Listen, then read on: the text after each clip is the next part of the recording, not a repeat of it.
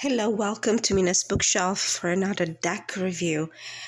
Big shout out to US Games for sending me a copy of this newly released Oracle deck, The Secret Oracle of the Green Witch, written by Cecilia Lattari and illustrated by Betti, Greco. Thank you so much for giving me the opportunity to review this beautiful deck. It came under my radar when US Games started to post some of the cards on their Instagram page. Cecilia Lattari, the name might sound familiar to you. She is the writer behind the Zodiac Tarot, another beautiful US Games deck. She is from Italy, and so is the illustrator, Betti Greco. And I might be a little bit biased, but I'm always very proud when I see Italian creators come to the forefront of the international stage when it comes to these products. And in particular, Betti Greco is from the region I come from. I'm originally from Puglia, so she comes from Salento, the most beautiful place on earth, I believe. All right, enough with that, and let's take a look. Absolutely, I'm biased when it comes to Italian creators, but my opinions and my thoughts about the deck will absolutely be honest and based on the work that I've done with the deck for the past few days. From the back of the box, the secret oracle of the Green Witch guides you through an enchanted garden into the heart of the woods, where the Green Witch, the Edge Witch, and the Kitchen Witch reveal their special magic to you. The 50-card deck brings together the important herbs, tools, tales, and inspiration you'll need for your spell work. Many of the cards are dedicated to the plants, animals, and natural elements used for charms, talismans, and potions. The 65-page illustrated guidebook teaches us to recognize and listen to the voices in the woods and to receive their messages through symbols and stories. This deck comes in a two-part hard box. Admire the beautiful artwork on the front of the box. These are the sides, beautiful with the lunar faces, the witch's heart, and beautiful details in the inside of the box as well. So every detail is really well curated. We have the guidebook. It's full color guidebook. There is a table of contents, an introduction. The creator goes on with how to use this deck, and then we have the cards. We go straight into the meaning of the cards. There's a color thumbnail, the name of the cards, and a description of what you see, and a meaning. Right off the bat, I can say that finding the cards in the guidebook might be a little tricky because the cards are not listed in alphabetical order and they're not numbered. The creator kind of grouped them in, I would say, 3 or 4 main categories. They're not suits exactly, but categories. But it might be a little tricky, as you will see, to find them in the guidebook. So this is the other part of the box that's beautiful with the belladonna inside. Let's put it here. And these are the cards themselves. These are the beautiful, beautiful backs. A lot of green, earthy energy in this deck and beautiful art style. So you can see beautiful the colors. I'm really partial to these dark backgrounds and spots of bright colors. So it's a green witch magic botanical deck. The edges are not treated with any sort of metallic edging. They're raw, and the cardstock is not the typical US game cardstock. I have to say, it's very cardboard like. Pretty sturdy, I have to say. Not that flexible, at least for me, at least the beginning. I've been working with this for a few days, and they have kept their shape pretty well. I might edge these white edges. I'm debating between black, green, and a purple, similar to the one that is featured in the back. So as I was saying, the creator grouped the cards in categories: the main witches, uh, botanical plants and flowers that are part of every Green Witch toolkit. And then we have objects, common objects that you can find around the house. And then we have also some references to folklore, mythology, fairy tales connected to magic. And then another beautiful group that is about the spells, the potions, the alchemy, and all the magic. Let's take a look at the guidebook. So as you can see, the cards are not in alphabetical order, but they're ordered according to this grouping that I just mentioned. So we have the three main witches: the Green Witch, the Kitchen Witch, the Edge Witch. The first card that appears in the deck once you open it is the Path.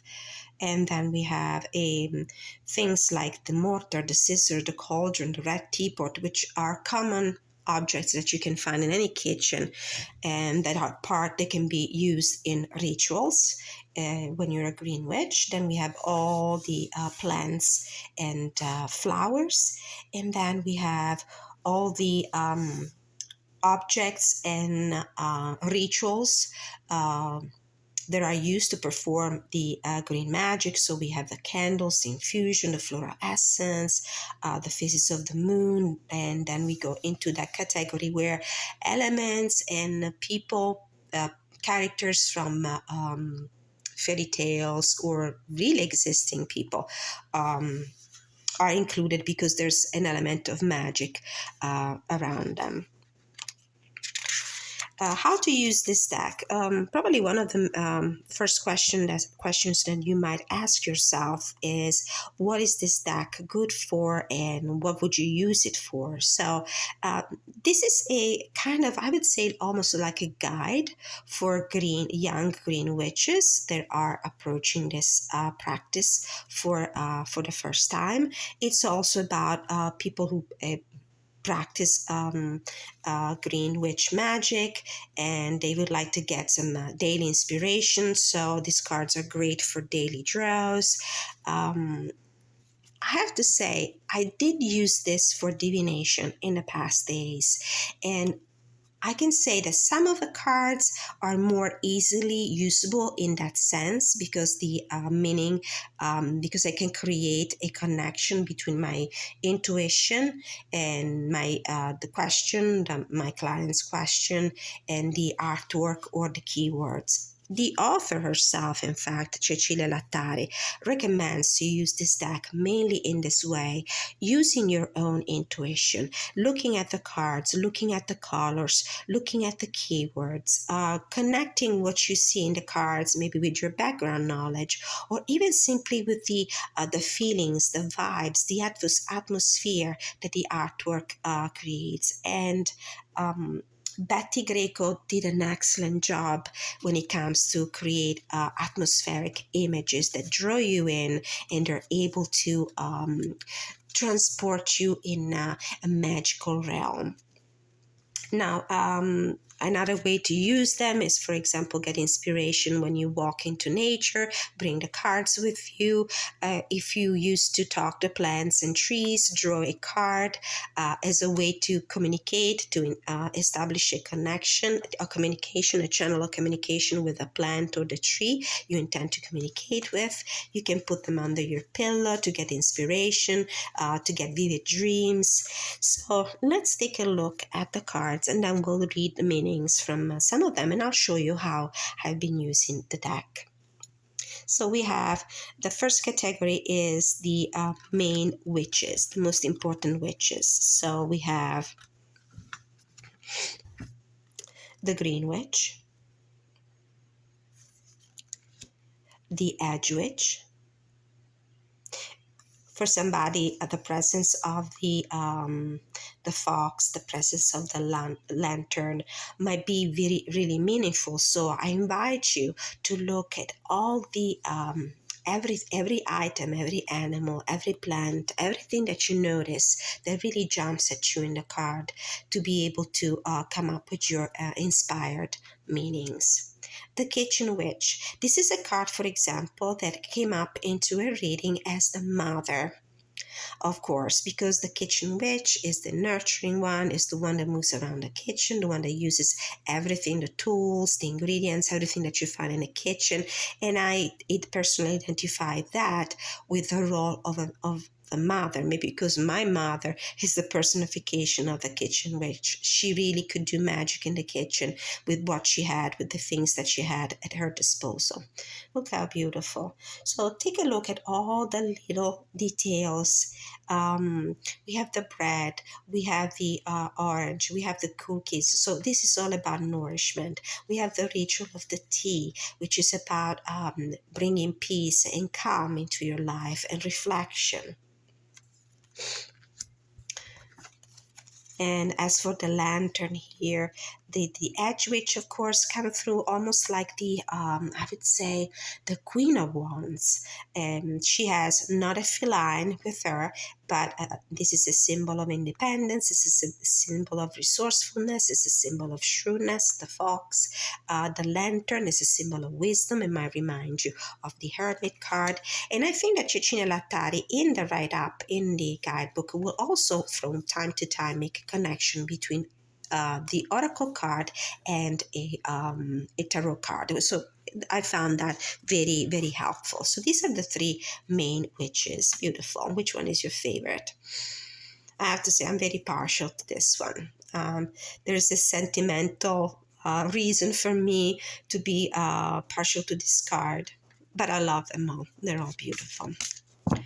Then we go into those objects, utensils, tools, and things that you can commonly find in any house, and that, of course, a good witch will be able to use at her advantage. So we have the lantern with the 2 cups of tea and the symbology here.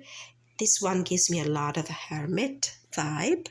So it's about the flame, it's about enlightenment, it's about finding the truth, it's about starting a journey of introspection, it's about peace and quiet and maybe alone time that is really important for anybody to gather their thoughts and to get in touch with their own inner self and their intuition. Then we have the mortar, which indicates also manual labor in whatever you do.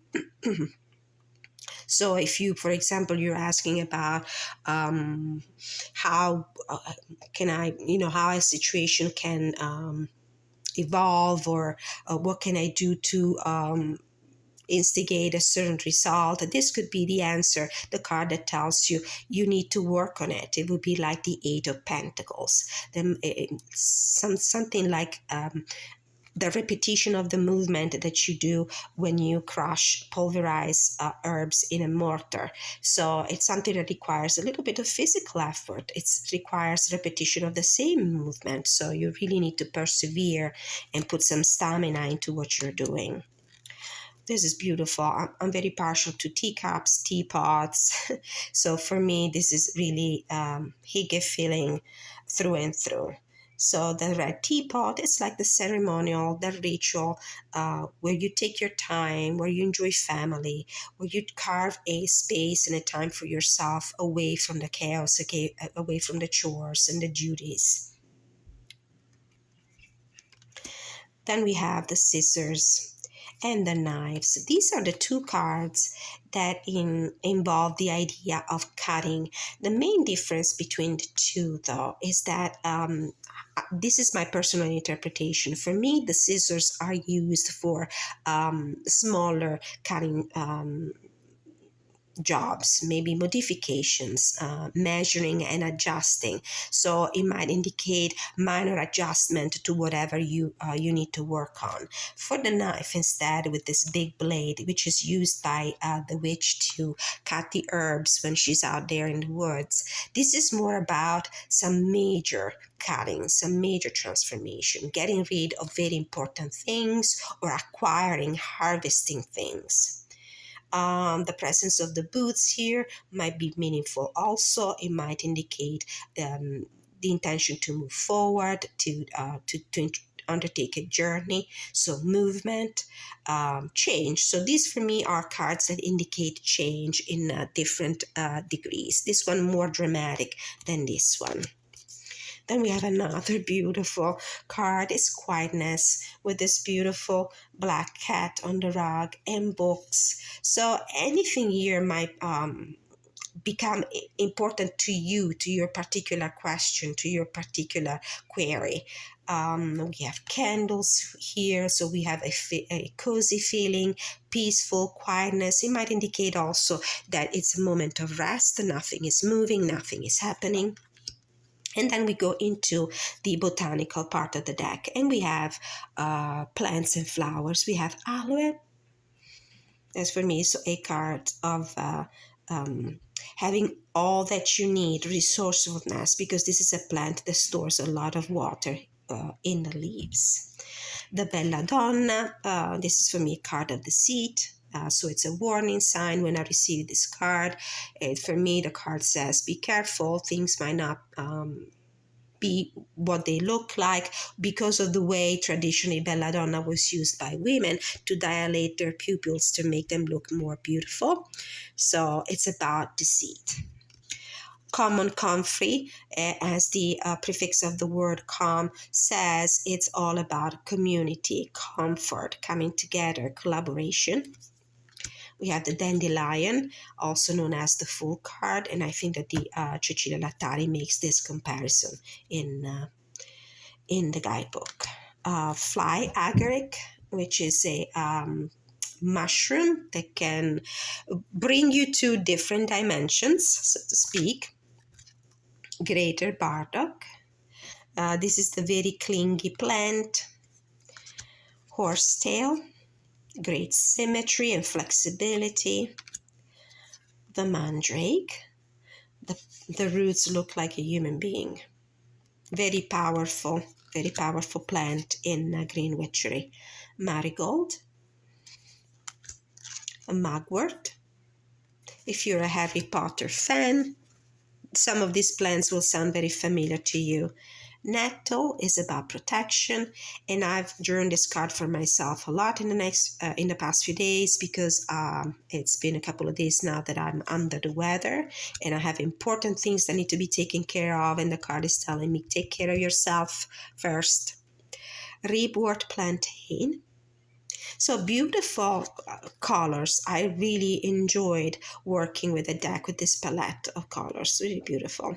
St. John's Wort. It's all about sun and clarity.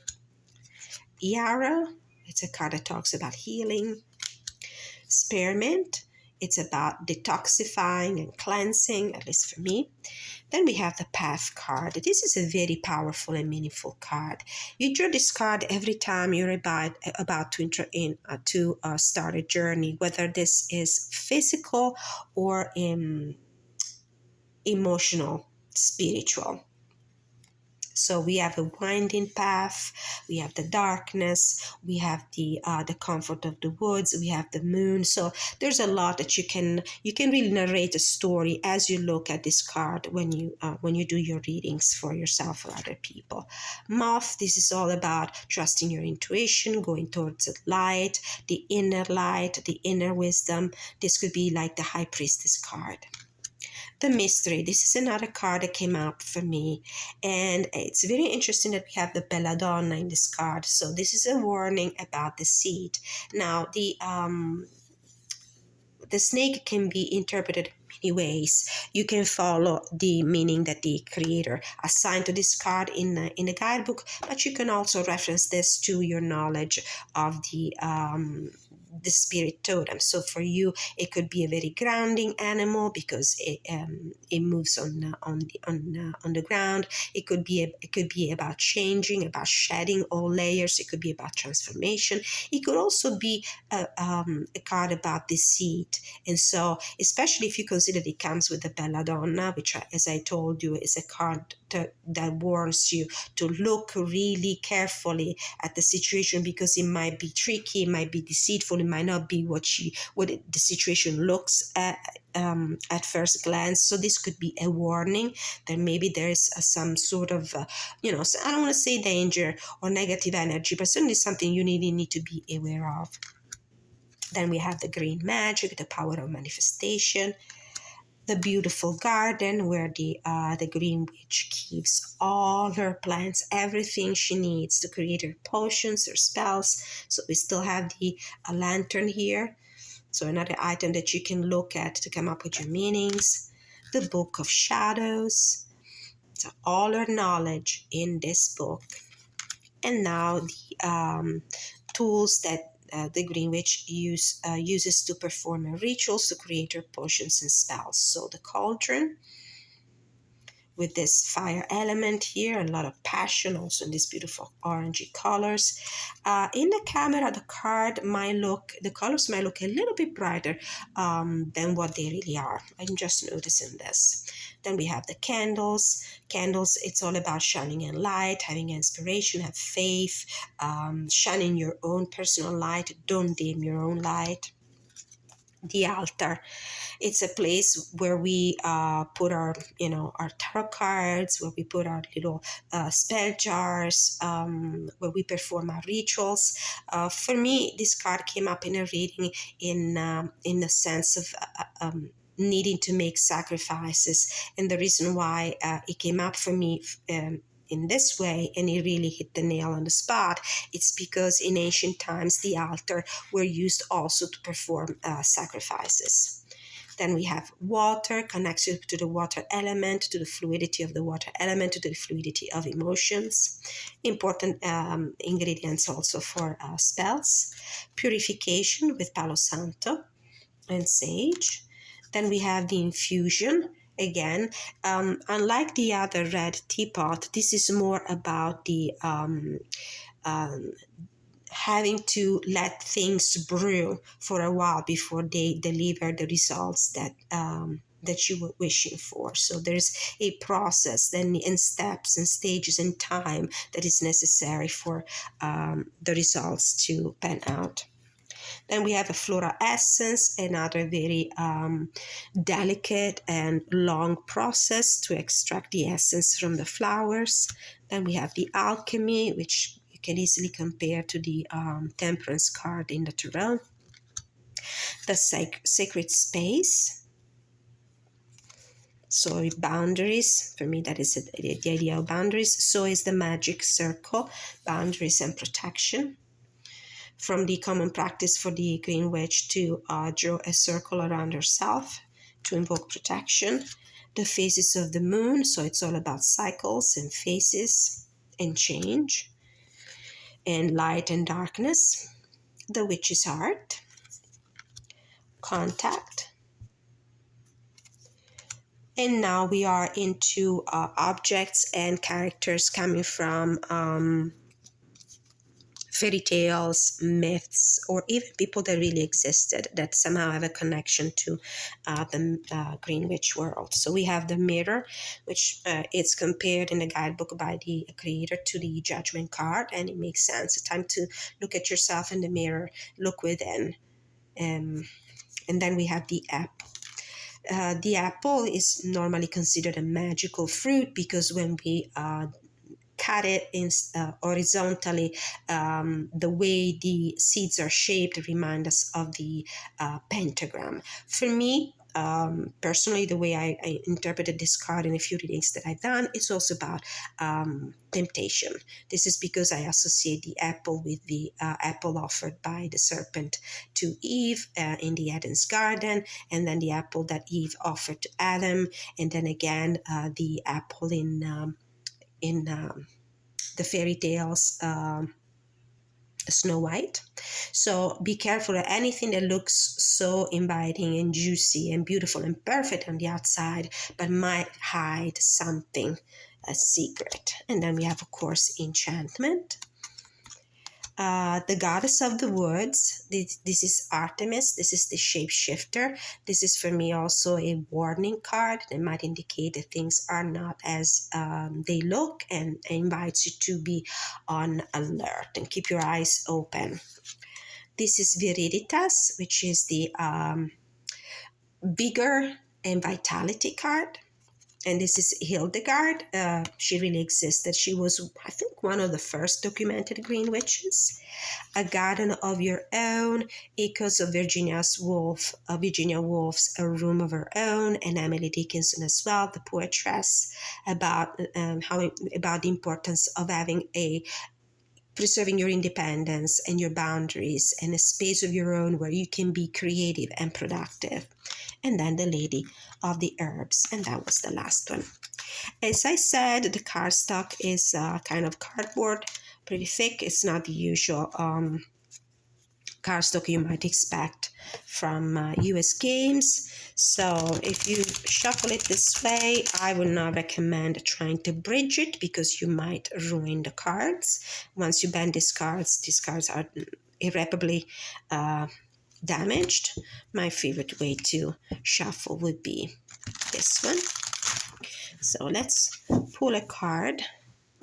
I've done 1 card pulls, 2 card pulls, 3 card pulls. The spreads that I normally do are situation, advice, possible outcome, situation, what to be aware of, possible challenge and obstacle, and advice, or in combination with a larger tarot spread. I also will show you also which decks I've used. I prepared this with. Okay, we're going to read this one. And this is Marigold. On the bottom of the deck, Yarrow. Marigold. So this is one of the botanical cards. So we're going to have to go in the index here, in the table of contents, go towards the midsection where all the plants and flowers are, and look for marigold. They're not listed in alphabetical order. 35. So, you'll get used to it in time. 35. The marigold is a sun plant thanks to the orange tone of its petals, but it also hides a moonside. Its seeds are tiny half moons, revealing the plant's curative effects for women. Where the climate is mild, marigolds grow and flower every month. But it is also a resinous plant, strong with an intense perfume. It has many characteristics, reminding you that you can be quiet yet tenacious, sad yet feel joy, strong yet delicate. This card tells you to unite each different aspect of your personality to resolve your questions. And then let's see if we can get a witch. Let's read the cauldron, and then let's read the mirror, and of course the kitchen witch. Okay, from the cauldron. The cauldrons, we're looking into that section at the beginning where the tools used by the Green Witch are listed, page 21. No witch's kitchen is complete without a cauldron. a little magical place inside which everything boils, melts, blends together, and transforms. Alchemical processes happen in the cauldron. By mixing together the right ingredients in the correct amounts, you will create something that is more than the sum of its parts. The sound of the pan over the fire, cooking slowly, takes us back to a safe space, a refuge in which to take shelter. If this is your card, it is time for you to find a cozy space where you can be looked after, lulled, and nourished with love. So let's say the divinatory meaning is concentrated in the last three lines. And then we have the kitchen witch, which is at the beginning of the book because she's one of the main witches. The kitchen witch knows that her body is a sacred temple. For her, cooking, choosing the correct ingredients, setting an extra place at the table, inviting her loved ones to eat is true magic. This is why this card for me is the mother card, almost like an empress card or I would say a queen of pentacles. The kitchen witch lives in the aroma of the bread that reminds you of home, in the energy she uses to knead in. By the way, I have dough raising in the oven because I'm making my focaccia bread tonight. In the pleasures of melting a bar of chocolate. This card reminds you that this is the moment to take care of your body and soul, giving both the right nourishment. Learn to feed yourself on beauty and pleasure. Then we're going to read the mirror. Forgive my cat. She's really upset because I'm not letting her in. And she's screaming behind my door. So the mirror is towards the end because it's one of those objects coming from Myths and Fairy Tales, page 58. Yeah, this is the life of a cat guardian. The mirror. There are a number of fairy tales and novels that feature a magic mirror, whether it talks or is a door to pass through, or one that shows an imaginary image. Mirrors invite us to observe ourselves honestly and profoundly. This card means that you need to look at your question lucidly and objectively and see things exactly as they are. This card recalls the major arcana justice card, which looks you right in the eye. Now is the moment to face up the reality. For me, it's also the judgment card, and I probably feel more judgment vibes in that card than justice. But that's okay because this is how Cecilia invites you to use the deck very intentionally. Okay, so these are the decks I've used it with. Of course, a botanical deck, the Veleda Woods Tarot, which is a perfect environment for a Greenwich Tarot, for Greenwich Oracle.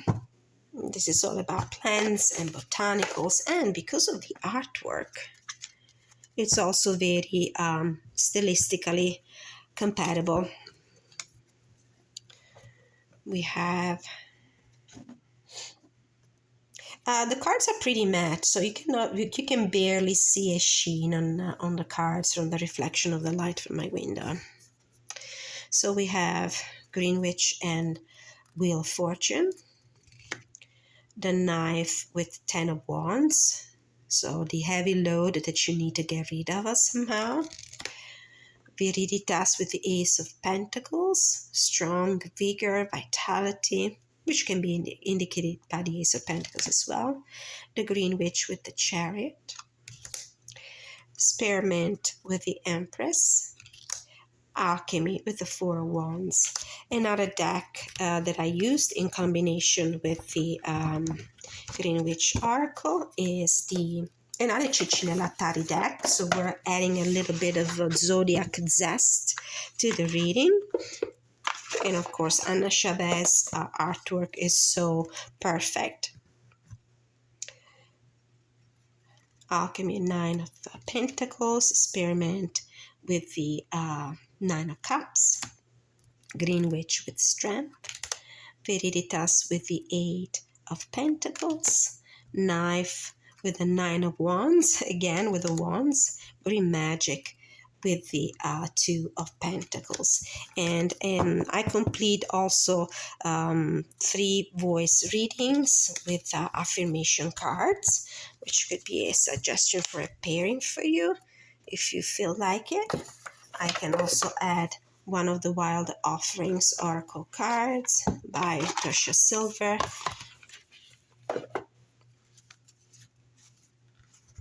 Ambition with the Faces of the Moon, 2 Oracle decks then. Mandrake with Confidence, Yarrow with Intention, Fly Agaric with Challenge, and the Goddess of the Woods with Relationship. Perfect, even the colors match each other. Okay, so this was my review and walkthrough and pairings of the Green Witch Oracle deck, just published by US Games. Let me know what you think about it. Don't forget to like, share, subscribe, leave your feedback in the comment section. And until I see you next time, many blessings.